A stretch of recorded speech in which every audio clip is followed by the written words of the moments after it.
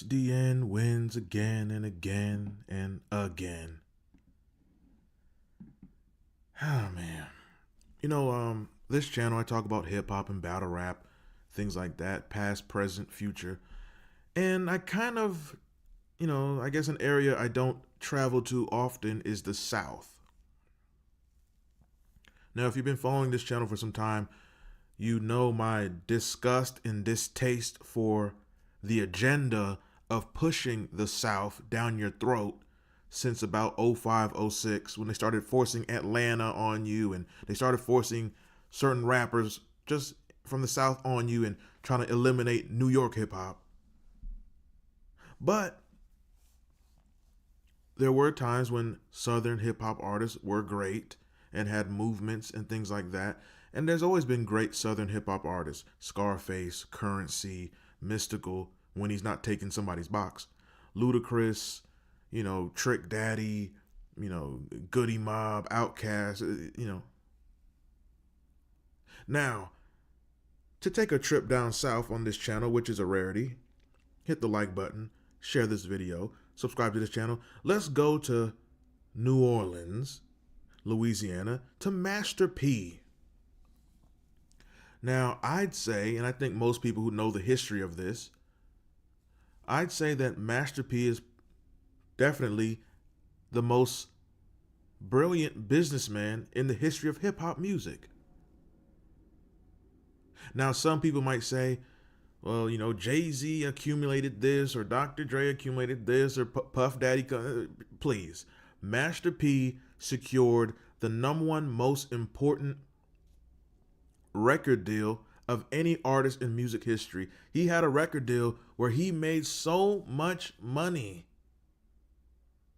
They had to shut him down later, but that's a video for another day. But as a businessman and a visionary, he has to be the greatest because he did what confident people do, and that's take risk. Master P does not mind starting independent, being independent, things like that. He got partnership deals. He was not a slave like Puffy. I just did a video on this channel about how Puffy never owned Bad Boy Records. He never owned the name or the logo. He never owned it.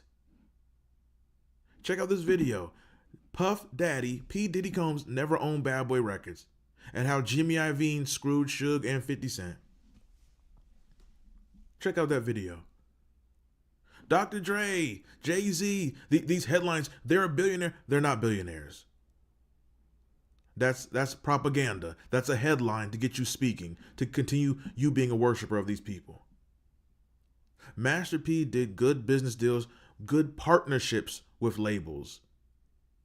Puffy and Jay-Z, they weren't trying to be partners. They were trying to be slaves. And they still are. But Master P, he has to be the best businessman in the history of hip hop music. This article documents a summary of some of Master P's success and accomplishments. It says, as founder and CEO of No Limit Records, rapper, actor, and entrepreneur, Master P has erected, good Lord. I just mentioned P. Diddy, and they said he has erected a gleaming hip-hop empire through grassroots marketing, stellar talent, and ingenious. Is it ingenuous? Is that ingenious? Oh, Jesus Christ! Did they spell this wrong? I'm like LeBron James. I didn't go to college. Did they spell this word wrong? Yeah, ingenious. Okay. Why did I read that? Why did I read that as ingenuous? Okay, I knew it. Okay. Ingenious business approach. Now, I must say this. A lot of Southern rappers have been trash, let's just be honest. And when it came to Master P, I never liked his music as a kid. I remember, I've told this story on the channel a few times. When I was a kid in the 90s, late 90s, when BET, Rap City was hosted by Joe Clair and Big Les, at 97, 98, it was all about DMX, Big Pun, Nas. Lauryn Hill had the Miseducation album. Onyx just came back with the Shut 'Em Down album. Foxy Brown was on fire. Lil' Kim was on fire. Exhibit had What You See Is What You Get Now, maybe the best video in rap history. Maybe the best video in music history. And at that same particular time, No Limit Records is having their, run and so on and so forth. But, Master P, he was just, to me, he didn't have any cadence. He had no flow. And I just did not like it. I did not like No Limit. I didn't like Cash Money. I didn't like it. When it came to the South at that time, Outkast was tremendous, and Scarface, Scarface in 97, he had just did I think it was the Mr. Untouchable album. Actually, I might have to review that album. I think that album is kind of overrated, but more on that another time. But I never liked Master P as a rapper. Now, as I'm older, I can go back, I could appreciate certain records. And I didn't like No Limit as a whole, but now as I'm older, going back, I can appreciate a lot of them more. Like I think Fiend was tremendous. Mia X was an underrated female rapper. She never gets mentioned, the praises that maybe she should get. Mystical, Silk the Shocker, off beat like a mother. C Murder, his whole team. But I can appreciate it now as compared to then. Now, it does said he erected, there's that word again, through grassroots marketing, stellar talent, and an ingenious business approach. Now, when it comes to marketing, it's kind of infamous, in the 90s, when hip-hop was at its height, real hip-hop was at its height, its biggest, its most meaningful. The Source magazine, the self-proclaimed Bible of hip-hop, tremendous. They were in their classic run. And if you were into the Source magazine in 97, 98, 99, 2000, the Source magazine, every issue flooded with No Limit promotion. In that time, I don't know, I think was it 98? There was like literally a No Limit album came out like every other week that year or something crazy like that. No Limit, let me see. Ingenious, okay. No Limit, let me see. Records, discography. Like, I think it was 98. It's like, it seemed like an album literally dropped every other week or something. Oh my God. Young Bleed album, Silk the Shocker, C Murder, Sons of Funk, Fiend, Soldier Slim, Master P, Cain and Abel, Mac. This is when Snoop went there. Snoop's album, I believe. I guess 98. That was Snoop's first. You know what? I don't think I've ever heard this whole album. Yeah, I haven't heard this whole. I heard some of the songs on here. I never heard the whole thing. Snoop Dogg got some long ass albums. Damn. But I believe this was his No Limit debut. Let me see. The Game Is to Be Sold, Not to Be Told is the third studio album by American rapper Snoop Doggy Dogg. The first without Doggy, because Suge Knight owns the name Snoop Doggy Dogg.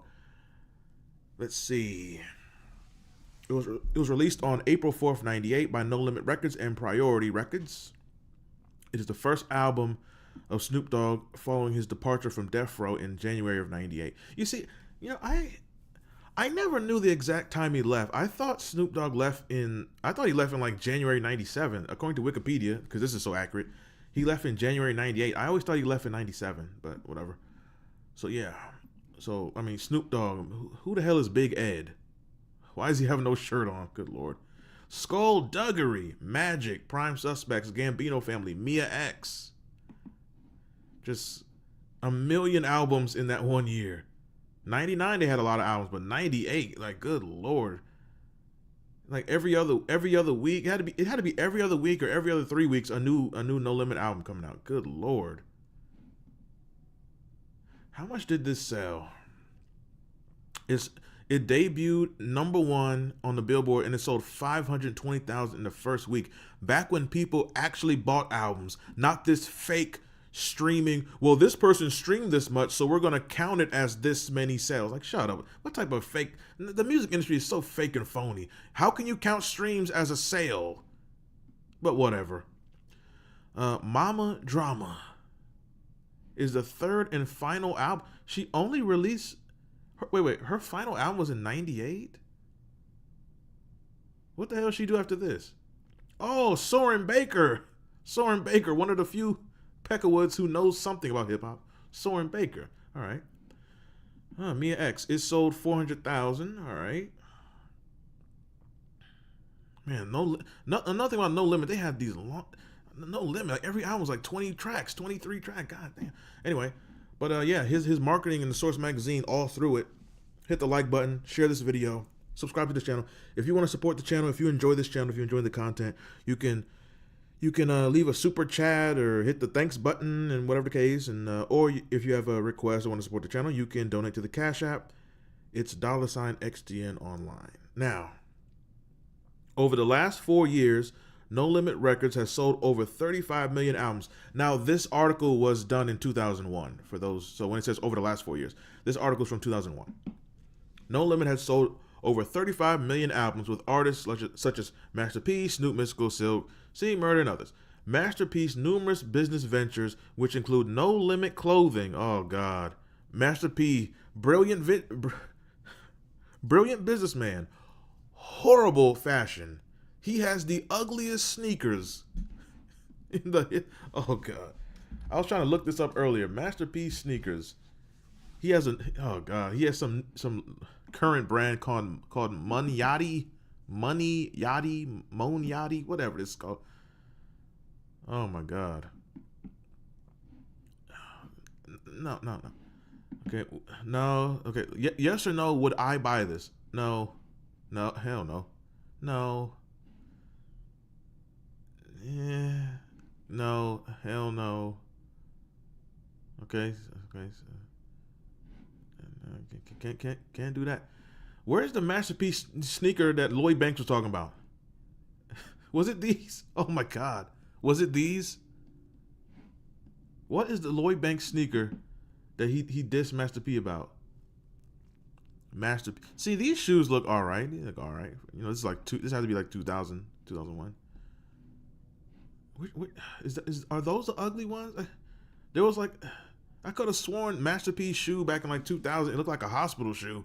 Was this it? Terrible. What type of reverse foam posit is this?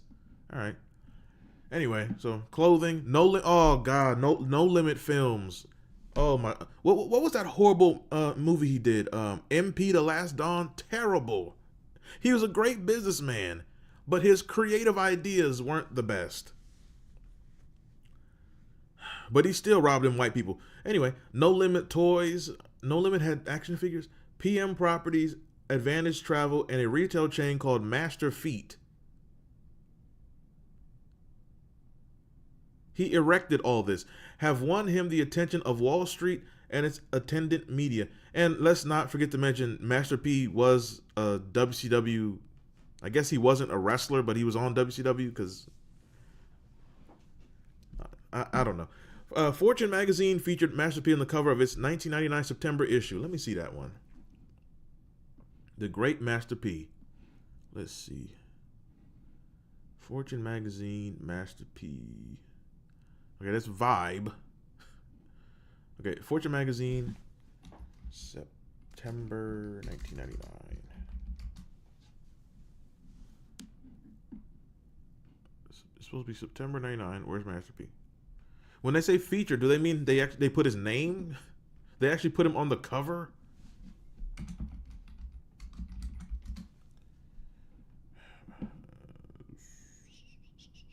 Is this it? Fortune magazine featured Master P on the cover of September 9. Okay, whatever. Proclaiming him one of the 40 richest men under 40 for 2 consecutive years. The rapper was featured on the Forbes list, highest paid entertainers. Always remember, the Forbes list is not journalism. The Forbes list is surveillance to get you audited by the government. Thank you, Jay-Z and 50 Cent, for promoting that trash. By 1998, No Limit was such a stupendous success that Master P announced he was retiring. It's always comical when a rapper says retirement.